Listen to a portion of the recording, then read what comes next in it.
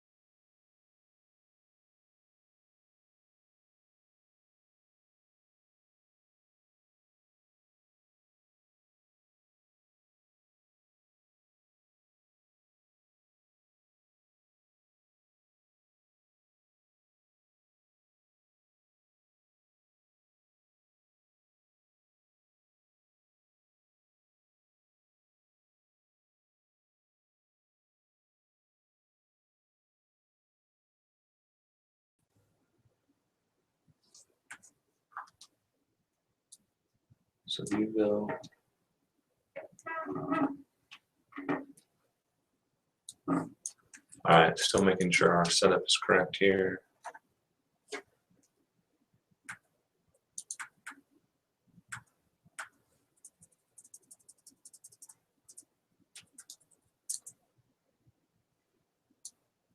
I had the wrong date plugged into the ding, so deal. So if you go there, all right, looks like we're on. Good. I had the right one connected. All right. Hello to everyone that might be joining us or might be watching this later. To the Solutio Hour Power, I've got Christine here with me. Yay, cool. Yeah, it's been an active summer for us. A lot of things have been happening. So making sure our setup is correct. And let's see here. So been a few vacations, so certain things have been kind of slow. Always this time of year we get a lot of teacher changes and things like that, working with different Catholic schools and stuff, and a lot of help is needed to get new people on board. So forgive us for any kind of craziness that's been happening over the last few weeks if you've been trying to contact us. But it is always a busy time of year for us. We have a few questions come in. Want to try to address those first, as well as some neat new tools that we have found that I think will be kind of rolling out to lots of folks here going forward. So questions we've had so far. All right, from Phyllis, Susan Warren and I plan on attending the webinar Tuesday at 10 a.m. So that's now. We need help with two topics. How do we upload an 18-minute video to our website, and how do we record the homily and upload to be a podcast? Okay, a couple of great questions. So these are very much more multimedia rich type of questions. This is great kind of content to have onto your site. So let's dig in. So an 18-minute video to your website. This I will pull up my screen here. Let's see here.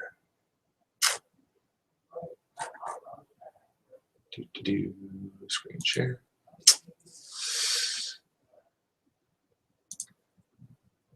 And share this out. Okay. So the easiest method by far is to use something like some type of video program, website that specializes in this.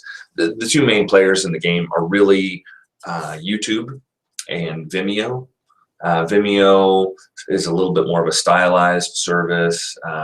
They have options to where you can have paid plans where you don't have to have ads. So some people prefer that. YouTube, though, is pretty widely accepted as a very quick tool to do this. There's lots of very helpful things, as well as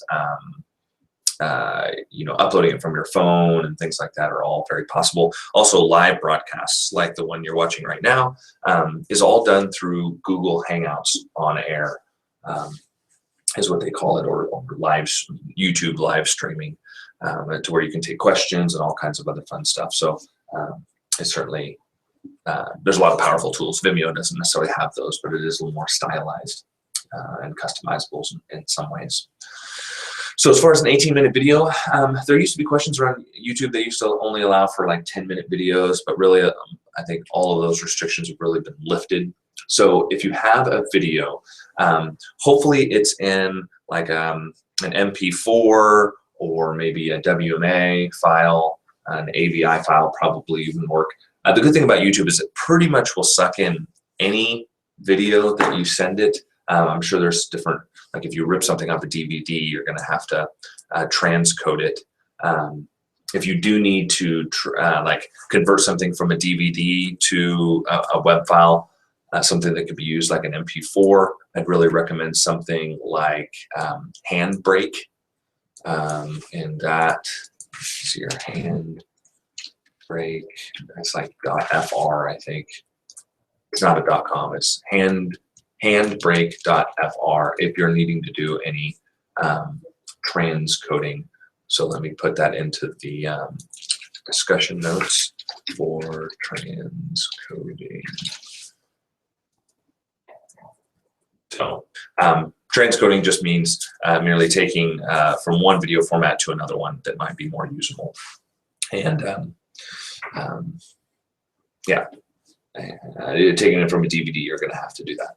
Okay, so pending you have your item in an MP4 or some type of usable video format, you would just go to YouTube and you'll need to sign in with a Google account. If you don't have one, you'll have to sign up for one. But once you do that, it's really easy to start. You'll click on the upload button up here at the top right corner, as I'm doing now, and you're going to see select files to upload. So you can either drag and drop them into here. Let's see here. I don't know that I have a file. Actually, sure I do. I've got, so recently part of our craziness has been a bunch of us have gone on vacation and such. So I should have a video that I can take. We went to the Black Hills, and so there was lots of video of children crawling around on big rocks. And we also went to the Maker Faire with my kids. And I see I've got one video right here where my daughter took apart a computer. Okay, so now that I have that downloaded, just click and drag that into here. It'll upload. Takes a few minutes to do. When you get to the YouTube page on here, so a couple of questions that people normally will have.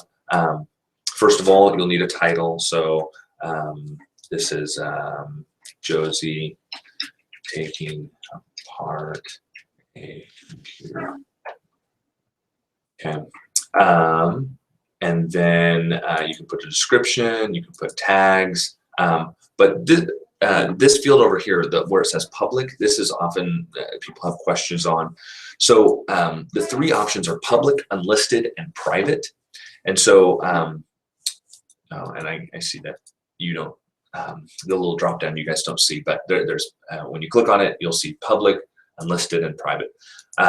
Public means it is out there for everyone to see, and you could embed that video, you could put it onto your site, but it is searchable through YouTube. So if somebody searches for a particular product, particular topic, like say Josie or a computer, they would see that potentially in the search results. Unlisted allows you to still embed it onto your site. You can put it out there onto your own website, but it puts it at a hidden URL that other people can't see, they won't be able to find. So in case you want to kind of be a little bit more protective of your video, then you can put it as unlisted, but realize that if people go to your website, they see your video, they can certainly open it up and they can go to the YouTube page and embed it or save it on their own. So it's not like something where it's like totally protected. It just stops it from being in the search results. And then private is the third option that you'll see. And that option, you have to pick specific Google accounts to open it up to. So I can't, if I post that to the website, the only way somebody can watch it is if you give their specific email address access to it. So that really doesn't work for putting on your website, but it does work for if you say you want to email that to specific people to share a particular, a certain video. But for the website, you're either going to need it as public or unlisted. So for this video, I'll put it unlisted, so that way it's not listed on our YouTube channel.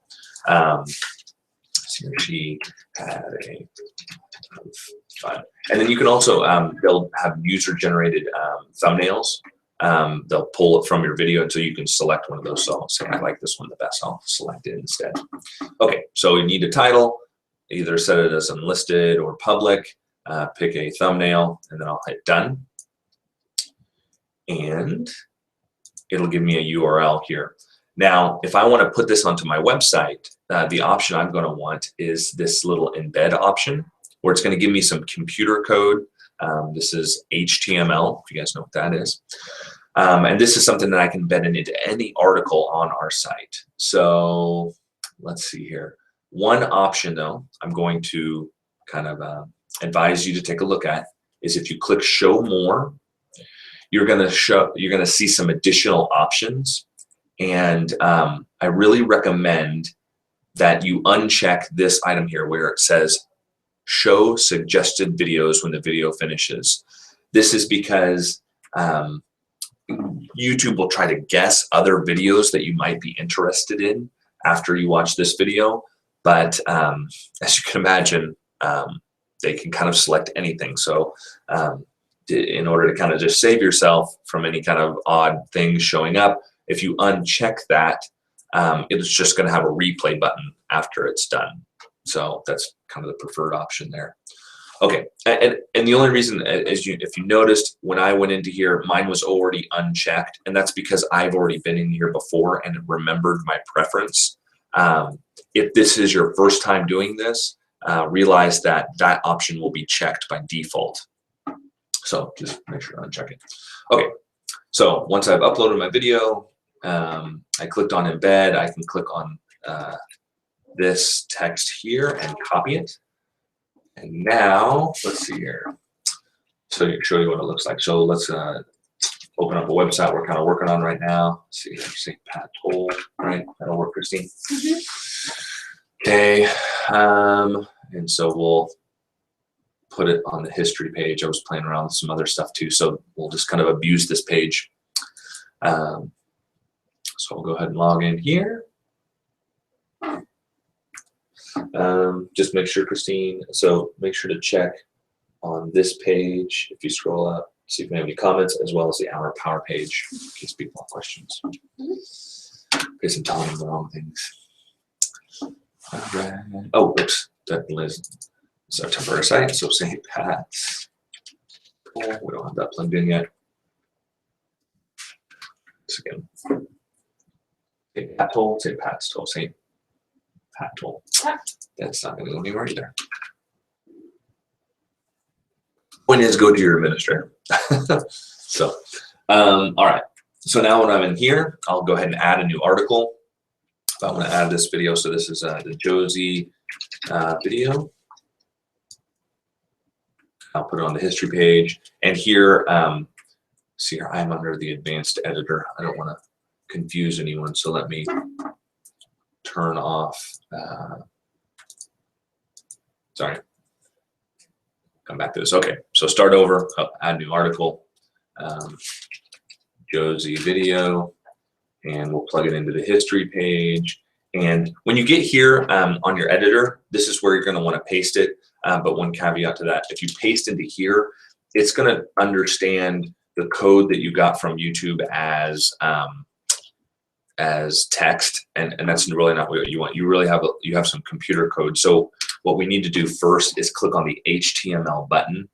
So that's the shortcut to get to the computer code side of this editor. And it's going to give you a pop-up window, which I'm going to have to share. So the pop-up window looks like this here. So I'll paste into here. and then there's an update button down at the bottom right corner. Okay, and then I have to, because it's a pop-up window, so this program doesn't quite realize that. So let me go back here. So as soon as you do that, you'll see a little preview of the video listed right there. And you can put text above that, below it. You can even put other pictures in it. A video is just another little element that can go into an article, but it doesn't have to just be a video. So just like any other article, we've got a title, we've got a category, and we've got the body of the article with Josie in there. I'll hit save.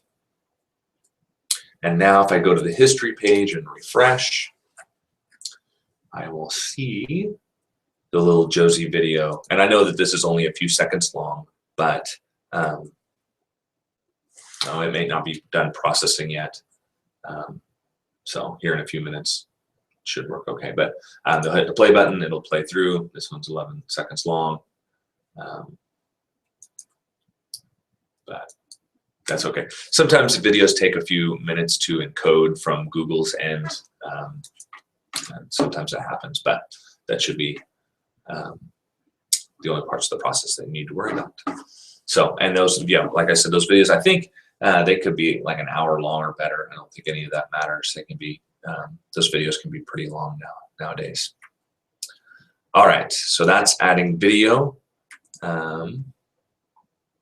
Hopefully, here, I think Phyllis had that question. Hopefully that satisfies the question you had there. If not, let me know in the comments, or somebody else can let me know in the comments. I'd certainly be welcome to, or I'd certainly be able to explain any pieces of that further. So, but I don't see any comments, so we'll just roll with that. Anything on the YouTube page? No? All right, very good. Cool. Oh, and Christine also put out here in the comments a link to some of our documentation about adding a video that I can share out as well. Just so you guys can see that. So here at our help site, we give you, when you're at the YouTube page, what buttons you need to click on, and then also we made sure to make note of, make sure that that one thing was not checked, and then how to paste the code into that article. So those are the steps I just went through, and that is at Salutio University, which is, there's a link on your control panel to it, or it's docs.salutiosoftware.com. I will also take you there, and it's under the help topic of video. We'll get you to that. So. All right, good question.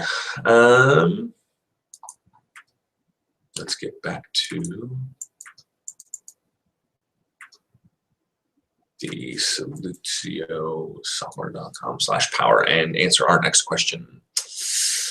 All right, from Rob at St. Mary Newton. On the last question, she asked about podcasting as well. Oh, podcasting, sure. Okay.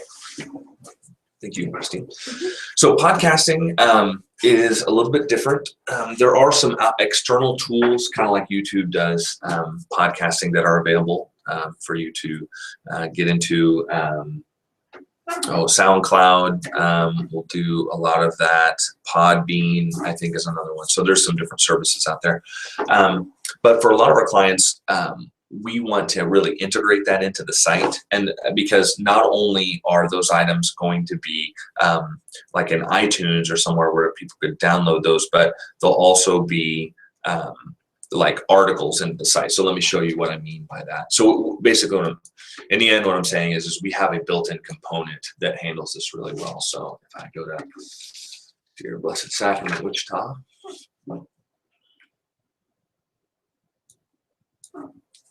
Okay. So for us, for podcasting, it's really just while you could use any of those third-party components, which is fine. If you want to use it on your site, we just need to activate it. It's a component that we would turn on for you. Otherwise, you won't have the links, because it's something that we built custom into the system.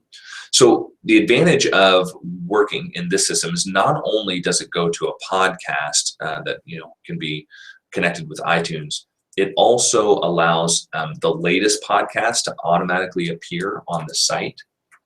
So let me share my screen here. So here I am at Blessed Sacrament. You'll notice if you scroll down a little bit, there's a podcast area and it says Becoming Rich in What Matters, Father Curtis. There's a description, a date. You can click here to listen or click for other homilies. When you add a podcast in our system, it automatically creates the latest podcast, and then it also creates all of these links so they can go back and see the history. If I go to subscribe with iTunes, we'll also see that it is integrated into iTunes, where people can, this is where it would automatically download into their, podcasting device, usually a smartphone. And so then that's all kind of connected in that system. But basically, this information is great to have both on your website and on your podcasting channel. So it goes to both places at once. So for us, if we want to introduce how this process works, just to give you a little bit of taste of that, the first thing we need to start off with is an audio file. So let's stop this and we'll go to a program called Audacity. Audacity is a nice free audio editing program, and it has worked well for many people. If you have other tools you really like to use, say like if you're on a Mac and you really like GarageBand, or that's fine. Another parish we work with uses Sony Acid Music Studio, and that's fine too. Most of the documentation you'll see from us is with Audacity, and it's just because it's free, and so that's a good price point for most people, and it takes care of the job. So what you would do is most parishes that do regular podcasting would have some type of recording device. Sometimes that's on a phone, but most of the time it's on like a little custom recording device. I like to use a Olympus. I think the 7200, something like that. So let me pull up that page here. On eBay, not on eBay, on Amazon.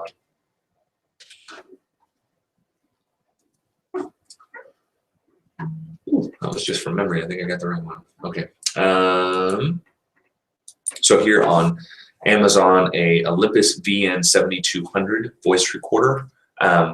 These are nice because, one, you can record just straight from the device, but you can also plug in the top of the device. You can plug in like say the microphone system from your audio system. So most parishes will kind of get into their audio system. They'll pull out like a line out and plug it in. And anybody that is really familiar with your audio system would be able to figure this out. A lot of times there's even a specific little headphone jack that you can pull from your audio system, and then you plug that headphone jack. You get like a 2 male ends on a headphone jack, 2 male ends. I think that's a 1/8 inch mini plug, and so you plug one end into your audio system and the other end into this recorder, and you can record it, and that way you get the exact audio that's coming over your speakers, so it's really good quality. You'll hear the choir singing and everything else, so that's kind of ideal. And they're only about $30. It's nice to have a dedicated device for this. And then once you get it into here, you'll take it and plug it into your computer via USB. And then once you download that to your computer, then, and again, I know that I'm going through this quick, so I'm kind of giving you a taste of what this would be, but you would drag it into the Audacity window. Since we don't have a file right now, we'll just hit the record button and listen to Al talk. 1, 2, 3, 4, 1, 2, 3, 4. Boom. Okay, so here's a little bit of a recorded file. These are sound waves that you see here, and this is a stereo, which is why we have 2 channels. The top, I think it's left and right for the top and bottom here. And Audacity, what we can do here is we can do some editing. So as you can imagine, if you recorded with one of those devices and you recorded the entire Mass, you might want to just cut down for the homily or something, or a particular part of the Mass. Some parishes also include the readings. And so what you would do is you drag this file in, and it'd be really long, say an hour or hour 15, just depending when you started to record. And then you would come in here and you could hit that, click in here, hit play, and try to figure out, what part of the Mass you're at. And then once you could click and drag and say you could delete the first part of Mass, and then you can click and drag, and then you hit the delete button on your keyboard and you can delete that. And so then in the end, you come to a section of the audio file that you recorded that you actually want to put onto the web. So here that would be in. You can always test this and see what it sounds like. If you click and hit the play button, you can see. I have my audio turned off just so that I'm not getting an echo, but you would be able to listen to what you're going to send out. Then you hit File, Export Audio, and the type of file that we're going to want is an MP3. We say I put that on my desktop, so this is my test file. I'll go ahead and hit Save, and there's another screen that pops up. Let me show that to you, which is right. What's that? I think it showed up. Oh, it did? Oh, I just showed up. Oh, yeah, it is. Never mind. Okay, sorry. So basically on the screen, you just hit OK. There's different metadata you can plug in, but that's not something really I don't think to pay attention to. So hit OK. It'll generate an MP3 and it'll save it where you asked it to. So mine went to my desktop. It's called testfile.mp3. So then we're done with that. Again, Audacity is a tool that we use. We recommend. You don't have to use it, but in the end, we need an audio file when we're done. Okay. Then when we're in the system, let's see here. In the administrator, we have some dedicated tools for this. So we'll take a look again at Blessed Sacrament. So if I look at this, I have a couple of, again, they have this component installed. So they have two new buttons. It'll be Podcast Upload. I'll click there. And that'll take me to this page. And I can click and drag my file into here.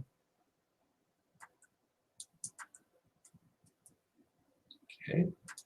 So now that it's in this system, there's testfile.mp3. Then I will go back to the control panel and go to that second button. See here,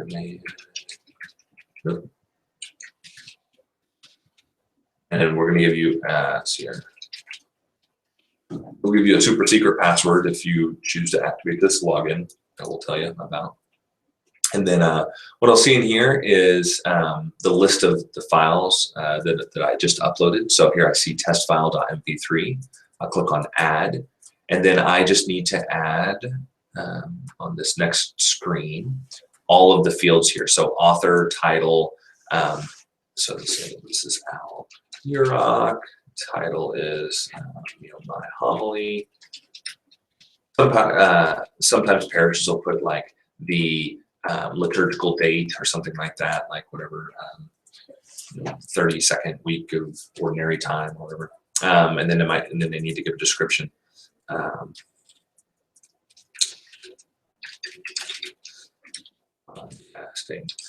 Make sure that every single, if you use this component, if this is something you're interested in, make sure to fill in every field here. It'll get kind of a weird error if you kind of leave one blank. So make sure that they all get added.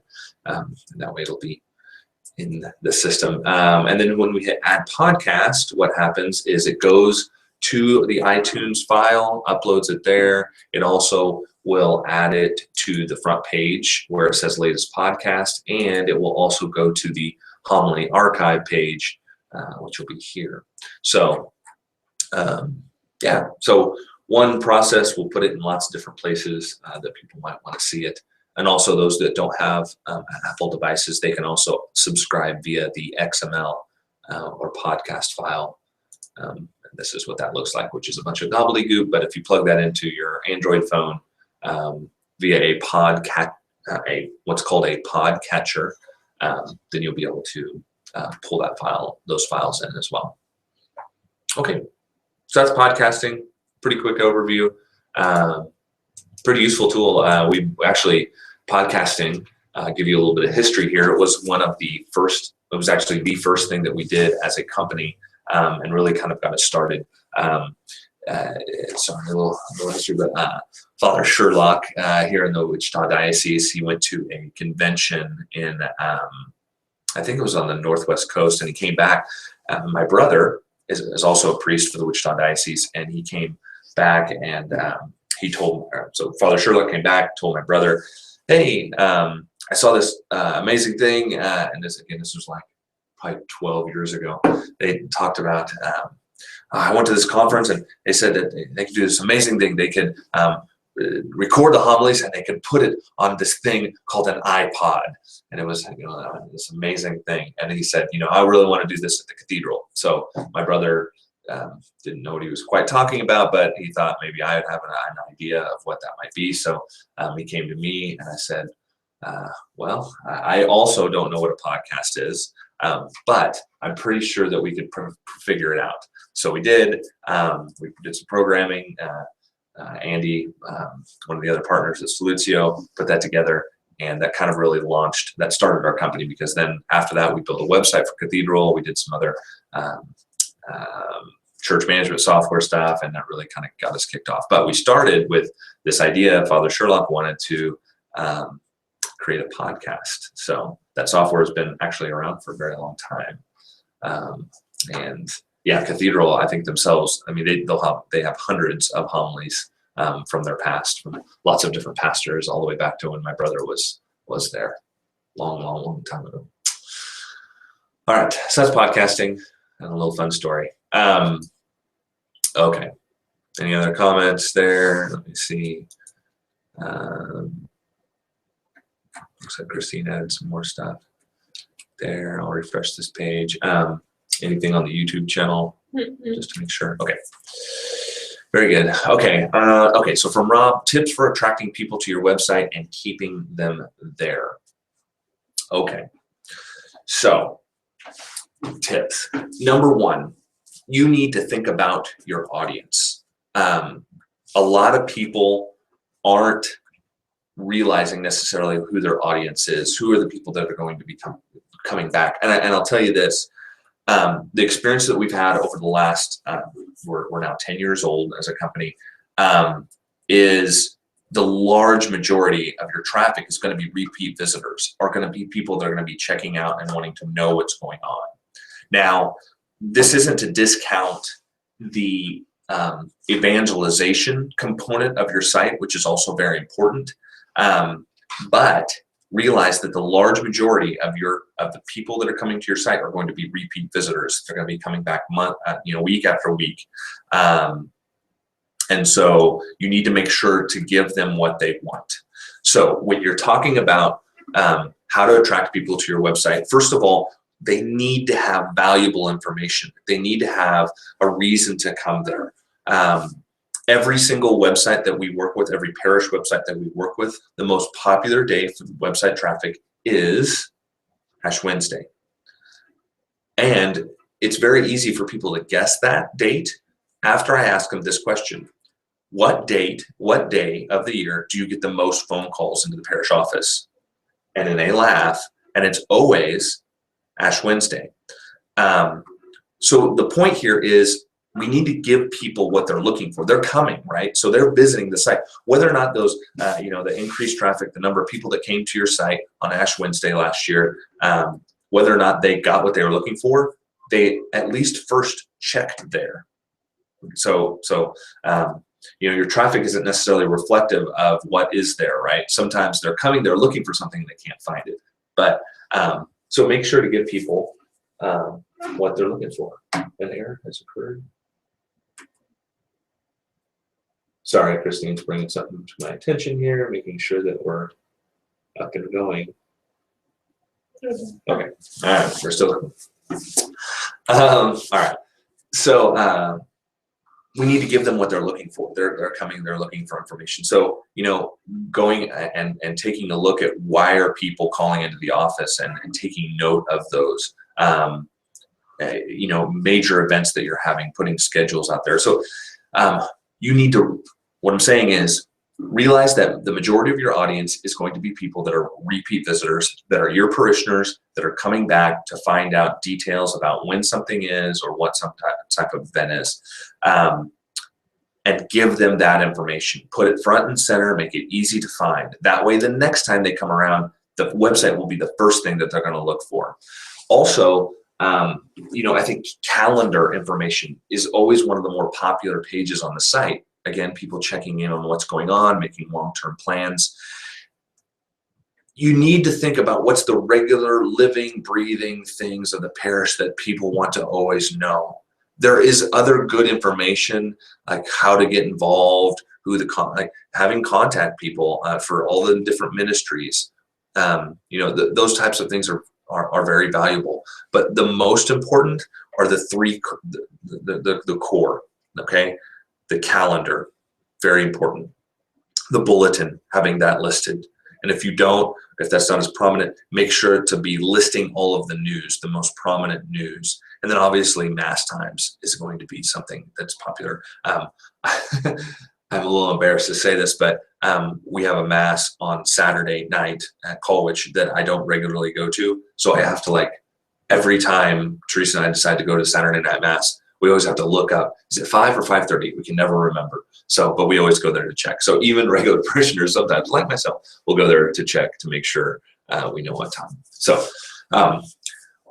so beyond that, beyond the core, the calendar, the bulletin, the news items, and the Mass times.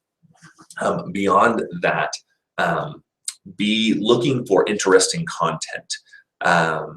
Podcasting is interesting, right? Multimedia piece. Live broadcasting your Masses, video reflections, picture galleries, which I have some very good news, and I'd like to share that with you here in a few minutes. People like to see pictures of themselves and their kids and different events and things like that. So bringing interesting items to the site.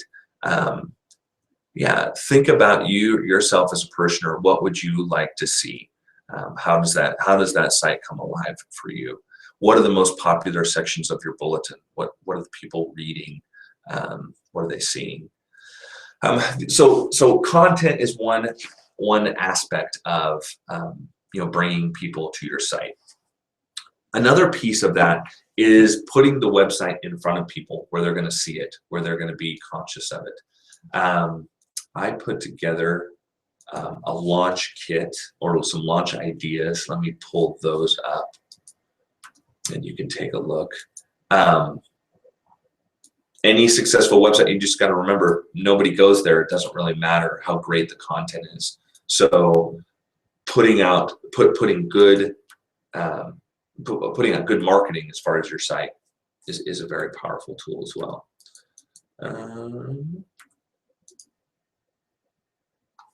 Okay, so apps are something that really have my attention right now. They're very exciting. There's a lot of creative, interesting things that we're doing.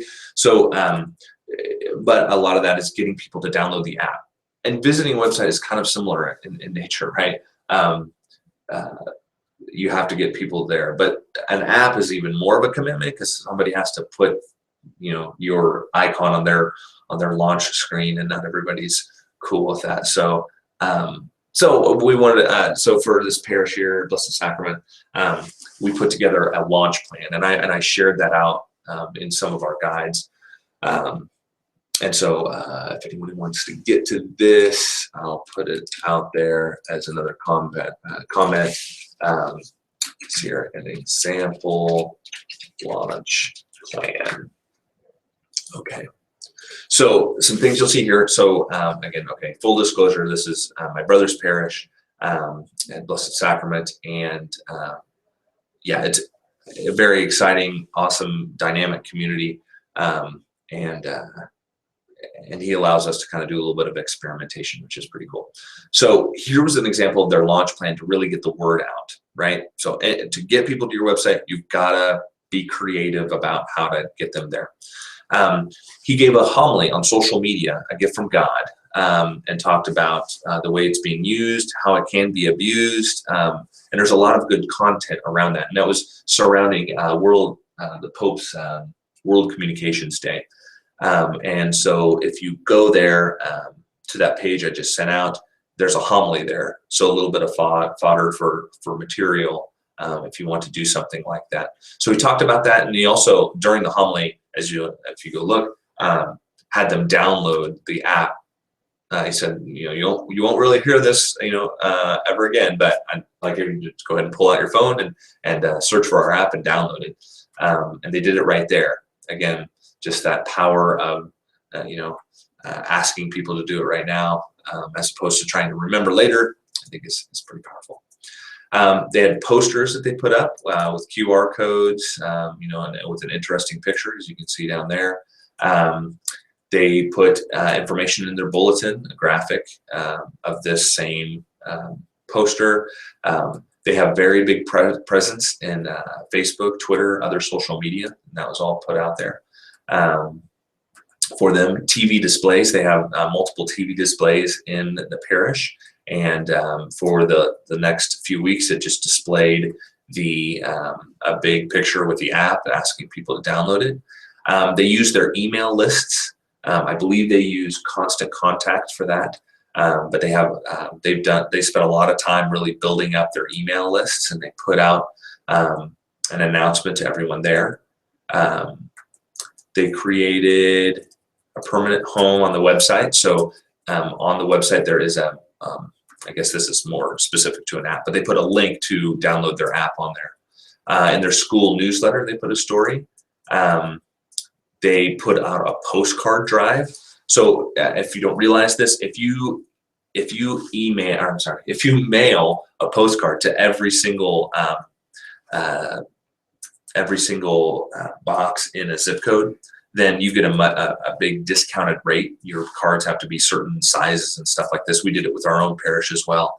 And so you can really, it's a little bit more of an evangelization thing because you're obviously getting people that are not Catholic. But if you want to spread the word, about your church or a particular program you're running, you can mail it to every single mailbox in a zip code for a very discounted rate, lower than your nonprofit rates and stuff like that. So kind of a neat tool. Right now it's election season, so you can see that a lot of people have taken advantage of this cheap rate with all the postcards that you're getting. Communication to parish leaders and making sure they announce it during their meetings. And also something they did creative with the app was we put up these little eye beacons.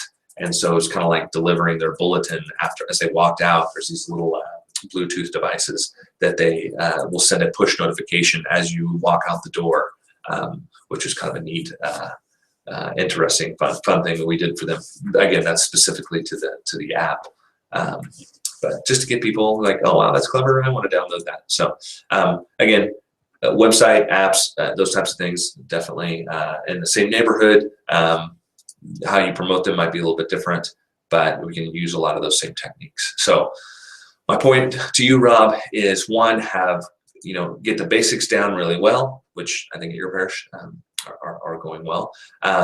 And think about your audience, make sure that you're putting the right things there. And then be very creative about how you promote that and how you put it in front of people. And so, we have lots of different ideas around that. I'm certainly excited to hear other people's ideas and how they worked with that as well. All right. What's that? Oh, I was just saying Deb's up next. I'm interested to see how to step through to check our metrics in a more detailed level than the reports we get. This might help us to look at ways that we might want to update our site based on our site usage. Deb, that is a great question. And I have I think a very good answer for you. So in every single site that we work with, we put in information for Google Analytics. Now, you may or may not have access to that based on whether or not we've shared that with you, but the information is being collected nonetheless. Christine, if you could go ahead and write a note to give Deb access to their account. We'll make sure, Deb, that if you do have a Google account, you'll have access to it here in a few minutes, at least or when we're done with this meeting here. Okay, so the screen you see in front of you, this is Google Analytics, and you need access to this. We have to give you you have to have a Google account tied to your email address. It doesn't mean you need a Gmail address, you just mean a Google account that is connected. So just do a search for new Google account and you'll find information about that. Okay, so once you have a Google account, then we can share access to you. You'll log in and you'll come to a screen, and it'll just have the items that you have access to. So obviously I have access to a lot of different accounts, but you'll just see the new profile that we give you access to. So let's check out Seas in Wichita. I know they got lots of traffic. So, okay. So this, again, this is all available to you as soon as you get logged in. Number one, you can change the time period of which it's looking. When we send out those reports, typically we'll send you for the last 30 days. But if you want to cross-check that versus other time periods, or you want to see what's traffic look like for the last year, you can see and tear apart all those details by specifying your date range up at the top right part of your screen. Okay, underneath that, we see a graph of the number of sessions that have been seen in the last month. The main traffic statistics, just for, and again, we send these out to you, these same ones to you, sessions, users, and page views. If Christine, just give me an example, if Christine both visited the website 10 times in a given month, we would be counted as 2 users, this number here, the 2,681. But we would be, since we both visited 10 times, we'd be counted as 20 sessions. That's the number of times we came back. Okay, and then the total number of pages viewed, say that 12,000, that's all of the pages that we viewed on all of our different sessions that we came back. So that number will always be, users will always be the lowest, then sessions, and then pages views. And you can tell how many pages that people spent per session, how many different pages they parse through. We can also kind of give an approximation here that the average user came back 2 times during a given month. Then from that they're on Deb, we can tell all kinds of crazy information as far as what language people are speaking. Other things that are interesting is we can go into the different menu items here on the left-hand side. If you want to get a little bit further down, we can tell location. You can dig down into the United States. We can dig down into CRCs is going to be in Kansas, so that's where most of the traffic comes from. And we can even see down to the city level, different approximations of how many people are visiting. So from Andale or from, so this is probably Colwich, Andale, Colwich, that's where we're located at, Goddard. Well, a bunch of people from Liberal apparently visiting the site. So you can tell all kinds of fun statistics there. We can tell different technology things, mobile, how many people are visiting on mobile devices. So for this parish, 47% are on mobile devices, like smartphones and such, 43 on desktops, and then another about 10% on tablets. So kind of interesting there. Acquisition is a very interesting area. We can tell how people got to your site. So did they bookmark you? Did they search for you? So in the large majority, that's true here. And we can even dig down and if we look at search, we can find out what search terms they were using. So Catholic Church Wichita or Seas Wichita, St. Elizabeth Ann Seton Wichita. We can see what keywords, and that can help you with different search optimization items there. And probably what you're getting to, Deb, is behavior. What you might want to look at as far as what's the popular items. If I go to overview, I can tell what pages are the most popular on your site. And this will give different URLs for what those things are. So mass times, mass schedules, podcast archive, calendar, as you can tell, is one of the more popular items. Lunch menus on schools usually make it into the top 10.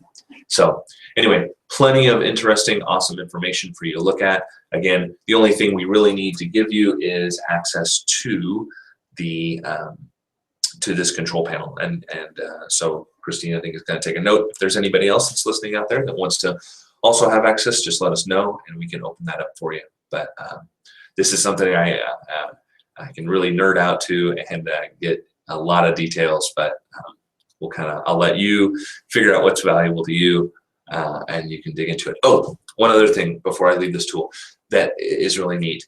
If you find a particular page or metrics, or you whittle it down to things that you really want to pay attention to, one thing I'd really recommend is going to the screen towards the top. Once you're in the view you want, you click on email up here. It'll have a little pop-up window, and you can put in your email address.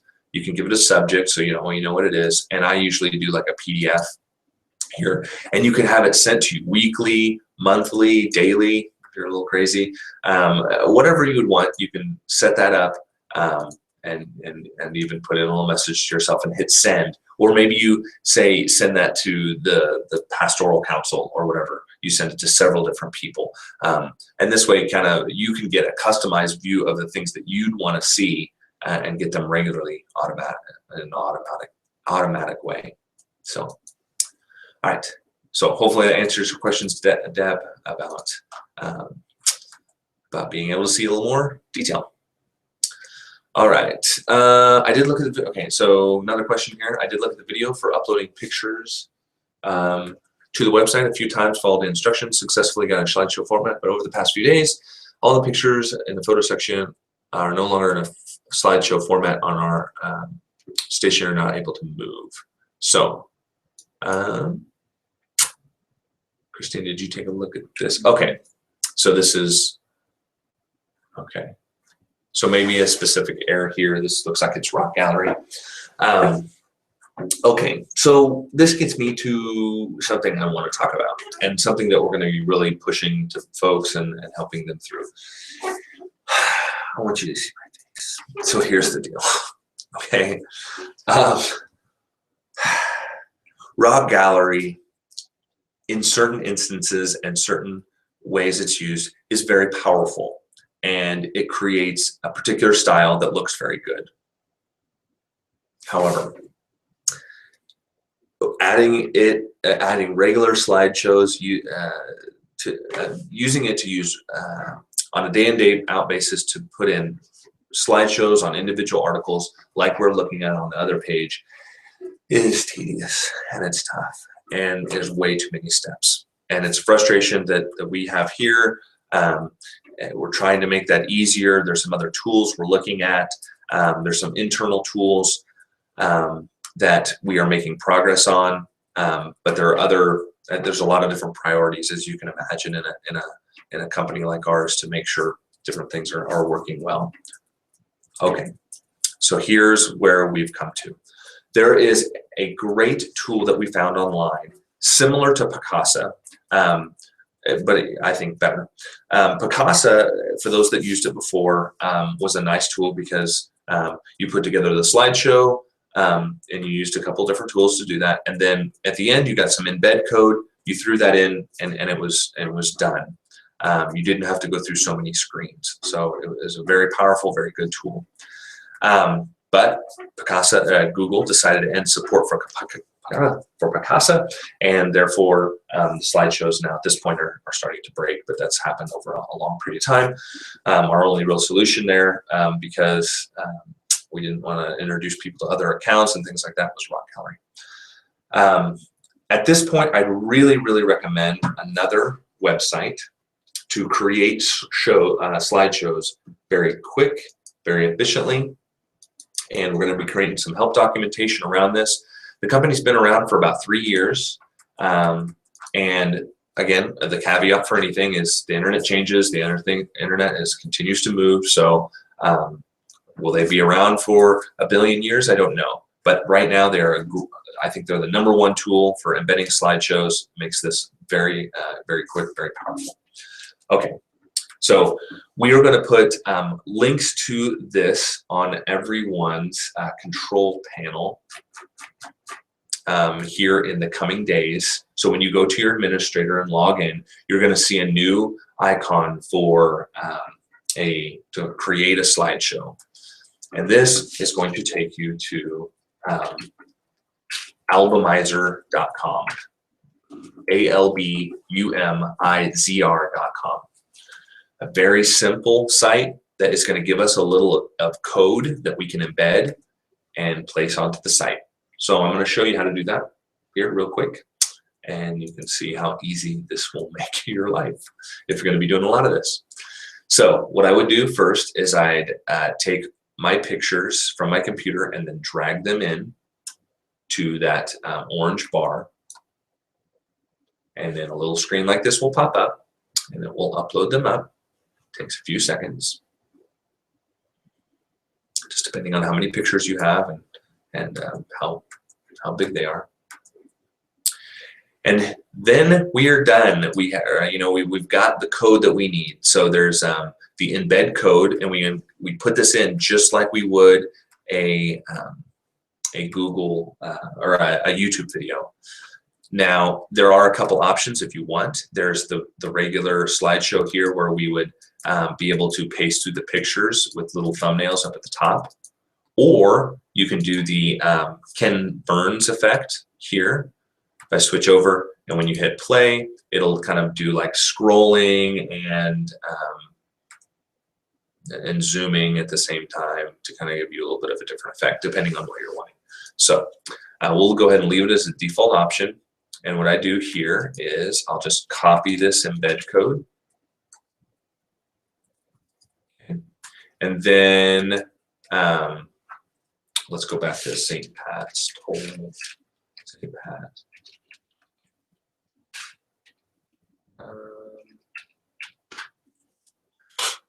That's the page we're messing with, and we'll add a new article here.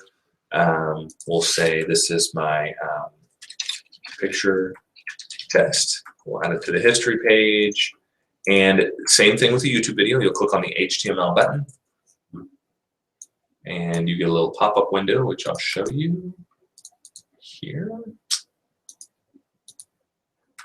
Paste into here and hit update. And then I'll have to show you the original window. Okay, so it put it into there. It looks like it won't show it to you in the preview mode, it looks like. But I can see that it's in there. If I go in there with my cursor, I can see my cursor is really huge. So there's an embedded element there. And you can put text above and below if you'd like as well. We'll hit save up at the top right corner. And then if we go back to St. Pat, hold on. And then go back to the history page. Oops. I can see here's my pictures that I had uploaded before. So a very, very, very quick, easy way to embed slideshows with a couple of different effects by just clicking and dragging and then pasting in the embed code that you get from the screen right here. And you can continue to add and add more images to this if you want as well. So anyway, we'll be sending out some documentation on that. As well as that'll just kind of become one of the core items that we recommend. Again, it's a third-party tool. We don't know 100% of where they might be going with that, but it's looked like it's remained pretty consistent for the last 3 years with this almost exact same screen that they've used. So that should work pretty well. You might see other tools coming from us in the future, but for right now, this looks like the #1 way to embed slideshows very quickly, very easily. Get them added, yeah, without a lot of pain there. Okay, let's go back. I think we're about done here with our hour of power. Let's go back and see. we have another quick question we can tag in here. So hopefully, Brenda, that answers your question there. Is there a way to allow some items on our homepage to remain stationary as viewers scroll down the homepage? So Christine, do you know where Nancy is at? What parish? She's from Sacred Heart. Okay. So let's go and look at their homepage. So some static items to stay. I'm not sure where. It depends on. Okay, so the question here is a little complex because different home pages are laid out in different ways. And so I'm trying to remember how this is laid out here. We can take a little bit of a look, but typically what you'll do is you'll work with the ordering field. So let me hit upon that first before I look at something specific here. So in the article, sorry, I went through that a little quick. So if you're at the control panel, I'll go to Article Manager, and I'm gonna see your filter down for homepage news here. And so typically, how we have almost all of our pages set up is we use this ordering field to order how articles are laid out on your website. Now, I can't guarantee that for every single client that we work with because there's different particular needs or different times where we might set things up to automatically order alphabetically by title or by the created date in reverse chronological order. There's lots of different reasons where we might do that. But for most of you, we're going to pay attention to the ordering field. Now, I see lots of different articles here that are unpublished, which is fine, but realize the only ones that will show up are the ones that have the green check mark here, like this one here. If I want to change this order, what I do on the Article Manager, typically what I'll do is first I'll filter down for the particular page or category that I'm looking at. So if that's a photo gallery, the history page, or maybe the front page, I'll filter down for that particular category, and then I'll click on the ordering column, the words or the word ordering. When I click on that, you'll notice that I get all of these little blue buttons where I can manipulate these items and move them up or down. Okay, so if I have a couple of items here and it looks like, let's see here, failing registration here. Again, I'm looking at this page specifically. Yeah, I think the homepage for this is built a little bit differently. So, but on a typical page, what you'll do if you want to change that order is you can use these buttons to go up or down, or you can type into here. So if I wanted to move this all the way to the top of the list, I might put a 1 into that area. I'll just type that in and then click on this little floppy disk icon right next to the word ordering. And that will take all of the items that you typed in and it will fix them and it'll reorder things accordingly. Now, here's a little trick for you if you haven't heard this yet before. So kind of a neat item. If you want to make something stay at the top, like permanently until you get rid of it, you can put a negative number in here. So if I put, say, the negative, the number -1 in here and hit the floppy disk icon, what's going to happen is this is going to appear at the top until somebody pulls it down. What happens in the system when a new article is created, it goes in at ordering number 0, and it pushes anything that was at 0 to 1, all those that were at 1 to 2, 2 to 3, 3 to 4, 4 to 5, and so on. But if I put something at a negative number, it's going to put things in at 0, so it leaves the negative numbers alone. And the more negative number that you put, the bigger negative number that you put, the higher it'll appear in the list. So -100 is going to appear above negative 99. So that's kind of a neat little tool as long as that page that you're looking at is ordered, using the ordering column, that's a neat little way to make sure it stays at the top, is to use the negative number. So just make sure when you're doing that, after you type the values in, you click on the little floppy disk icon right next to the word ordering, and that will fix that ordering in place. So specifically on Sacred Heart, you know, I'm not, the thing I'd have to just know maybe a little bit more on is there are these fixed items. A lot of parishes will have news items kind of in this area here where it has mission, but that, I know for you, that's more of a fixed item. And then you kind of rotate news in this area here. Now, that being said, if you want to have one of the items, one of the slideshow items remain at the top, you should be able to use those numbers. Again, I know this is a little specific and I'm not sure exactly what area we're talking about, but I'll give it a good guess. So I'll say rotator here. Okay, so front page rotator is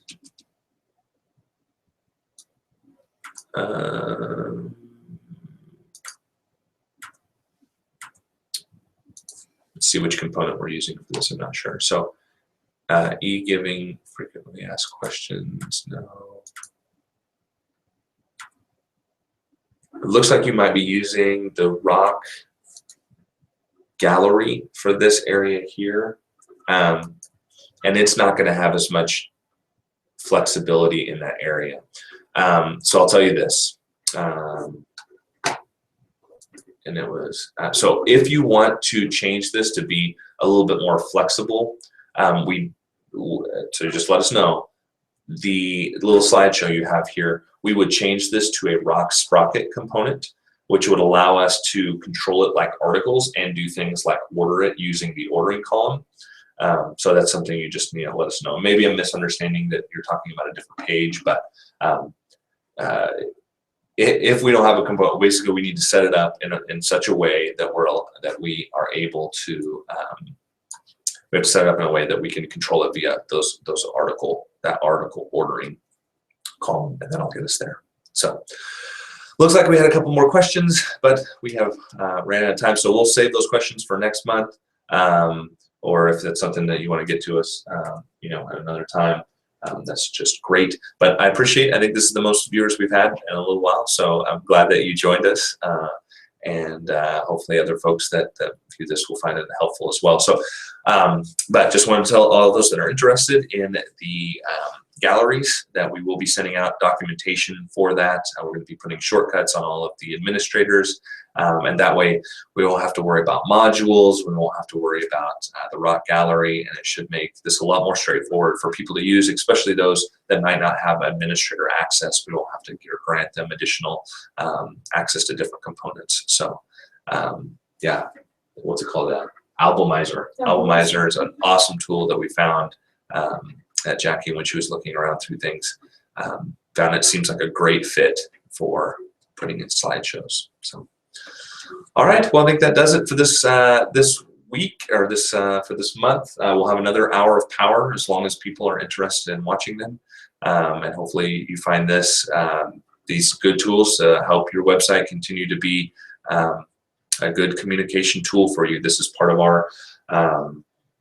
our directive to make our websites a more powerful tool for you to use, to make them more powerful and useful for parishioners that you serve. So hopefully that is accomplishing it. If you have additional questions, make sure to get them submitted to solutiosoftware.com/power. You can go ahead and start loading up questions immediately. I'll go ahead and put out the new date for that. I'll figure that out after our deal here. So maybe this afternoon, if you want to start asking questions for next month, you can go ahead and start doing that. And I'll have everything set up for that. All right. Take care. God bless everyone. This is Al Urok and Christine Simpson saying goodbye.